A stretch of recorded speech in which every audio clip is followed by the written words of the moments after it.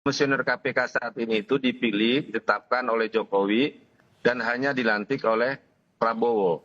Makanya dari situ loyalitas politiknya itu kan lebih kuat dari persoalan penegakan hukum.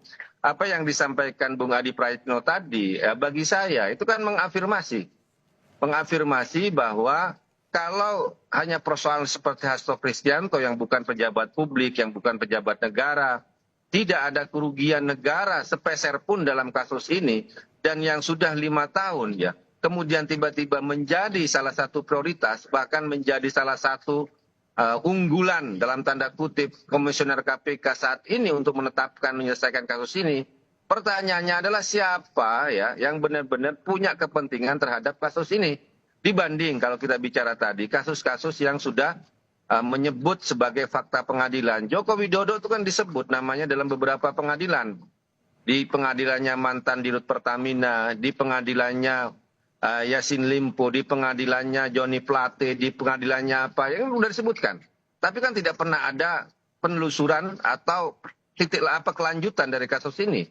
Atau juga seperti nama Bobi Nasution dan Kahiyang, anak menantu Jokowi dalam kasus yang disebut Blok Medan soal izin tambang. Ya, kemudian apa yang disampaikan oleh Bang Faisal Basri, dugaan penyelundupan biji nikel ke China yang merugikan uang negara triliunan, yang sempat ramai pada 2 tahun yang lalu tapi sampai sekarang udah nggak ada kejelasannya. Ya, kemudian juga laporan dari Ubaidillah Badrun terkait dengan dugaan kolusi korupsinya anak-anak Jokowi yaitu Gibran dan Kaisang, kan tidak pernah publik mendengar kasus private jet dan sebagainya. Jadi ini yang pertanyaannya ya, kalau KPK dalam prioritas yang dilaksanakan lebih nampak kepada tebang pilih, maka kami melihat siapa yang menjadi punya kepentingan ya terhadap tindak tanduk kebijakan KPK saat ini.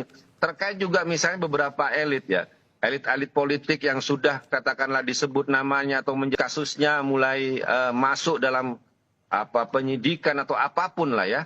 Dan ini nggak pernah diselesaikan. Persoalannya adalah mereka saat ini memang lebih dekat kepada kekuasaan. Jadi kami melihat bahwa KPK saat ini lebih banyak menjadi alat politik kekuasaan.